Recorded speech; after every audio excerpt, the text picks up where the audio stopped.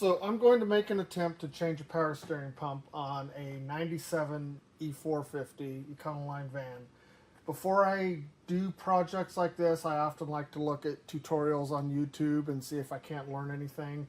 And I was not able to find any clear tutorials. So I am going to attempt to make one myself. I am not a mechanic, but I own a great set of tools. Let's see what happens with this project. Relatively easy part. We got to remove the air cleaner so that we can get to the serpentine belt and attempt to remove the serpentine belt. Now, something that I know is going to be quite frustrating here is getting this serpentine belt off. This fan and fan shroud are right in the way of where I need to be. 3/4 inch breaker bar. I just got to get it in that slot, and I can't see it. And this fan could not be in a worse position. So it's about here that my plan kind of started falling apart. The breaker bar was not going to work. There's limited positions on a breaker bar. As you know, the end is fixed and you have essentially 4 positions, and neither one of those 4 positions was going to work with what I was doing. I ended up having to use a ratchet, and to get the extra leverage that I needed, I put an 1 5/16" box and wrench on the end, and finally had enough leverage to do what I needed to do to get that belt loose.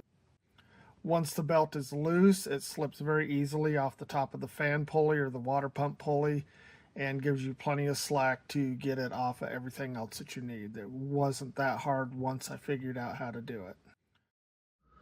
Okay, next thing I have to do is remove the high pressure and low pressure lines off the power steering pump. You can see I have a wrench already on the high pressure line. Ford engineers, and all their brilliance, decided to put it right up next to the pulley. So the only way I get that wrench on there is pointed out the back, and I need to somehow find a way to get my hand up underneath there and pull that high pressure line loose. Okay, I finally got it busted loose. As you can tell, it's dripping there. I have not got the line off. I had to stick my hand up underneath the frame to get a hold of the wrench, and when it finally busted loose, I smashed my finger. It's an 18 millimeter, and yeah, it's not easy to do. Now I got to try and get it off of there. Now that it's loose, I can't get the wrench to get tight enough on it to move it, and I can't move it with my fingers, so I'm gonna have to try and figure that out from here. So I haven't been filming an awful lot of my progress here, mostly because it would have been hours on end of me trying things that didn't work and then trying new things and finally figuring it out, and using a whole lot of sentence enhancers in the process. You can see there's 2 bolts out that bolt in the power steering pump there. The high pressure line unscrews out of the bottom there. You could get like a 1/16 of a turn on that, and that like took me forever and a day just to unthread. The low pressure return line has one of those squeeze clamps, but there's like absolutely no place to put your pliers up in there. That took me forever just to figure out how to squeeze that clamp enough to slide it up to get that low pressure line off. There is one more bolt holding in the power steering pump. It is behind that low pressure return line inlet right there. I have no idea how I'm going to get to it, but I'll fight with that. Okay, the bolt behind the low pressure return line, I was able to get out. I used several extensions with a swivel at the top and went right up next to this notch in the frame and used a socket. was able to get right on it, and that was not hard to do. Surprisingly, the first thing that's went somewhat easy in this whole process. I just put that bolt back in so the pump wouldn't drop out on me while I was unthreading that bolt, because that bolt will be easier to reach and pull out by hand. So now I will try to lower the pump out and see if I can get it out without taking off any of these steering parts. There it is on the ground. It slipped right past the steering parts. I did not have to remove anything else.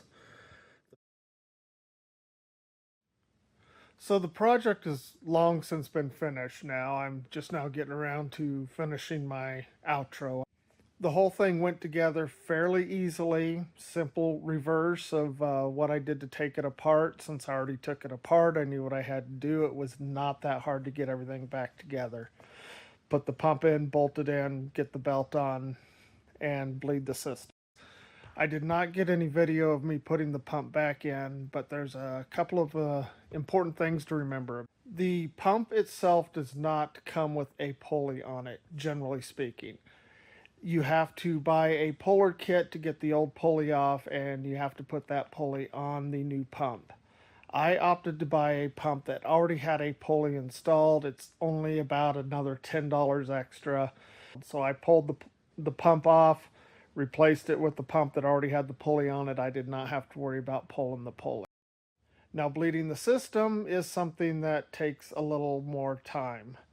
You have to jack up the front of your motorhome or your van or whatever it is you're working on so that the front tires are off the ground, because you have to turn the steering wheel lock to lock back and forth several times and hit the brakes, pump the brakes until you get all the air out of the system. The video that I watched, the guy recommended turning it lock to lock 5 times and then pumping the brakes, and you have to repeat this cycle. He called that one cycle, somewhere between 40 to 50 times. I also have a return to center steering stabilizer, which is a spring-loaded steering stabilizer on this motorhome. It made it extra fun to turn it lock to lock, as that spring-loaded steering stabilizer kept wanting to fight me the whole way. So after I got the power steering pump installed, I did take a trip that was about a 200-mile trip. I did check the pump once about 5 miles into the trip. No leaks, and I checked it when I got back home, and again, no leaks. My understanding is when you have a power steering pump that supports a hydro boost braking system, that you have about 1400 psi coming out of that power steering pump. That is something that you're going to want to check and make sure you get the lines on there correctly. I would check them several times to make sure you are not leaking. The issues that I was having previously with the whining of the power steering pump,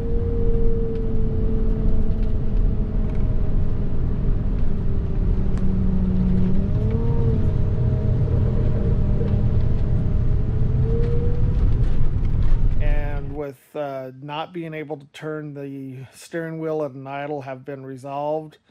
I am now able to turn the steering wheel quite easily at an idle. And here is the test of the new power steering pump we put in. From an idle, being able to palm steer it. That was impossible before. So, very happy. Went on our road trip shortly after doing this. We stayed in front of a friend's house in a cul-de-sac.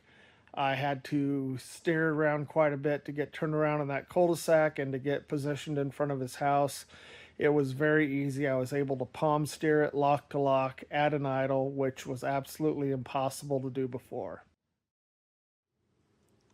If you watched this video, I hope you found it helpful and informative and makes your project a little bit easier than it was mine. Like I said, I started this project without a clear tutorial, so I kind of had to feel through it and make my own tutorial. I know eventually I'll get a comment from somebody who'll say they've done this on the side of the freeway in 10 minutes with nothing but a pocket knife and a multi-tool. I say, good for you. Next time you do that, take a video and share it so the rest of us don't have to fumble through this. Thank you for watching, and peace and cheers.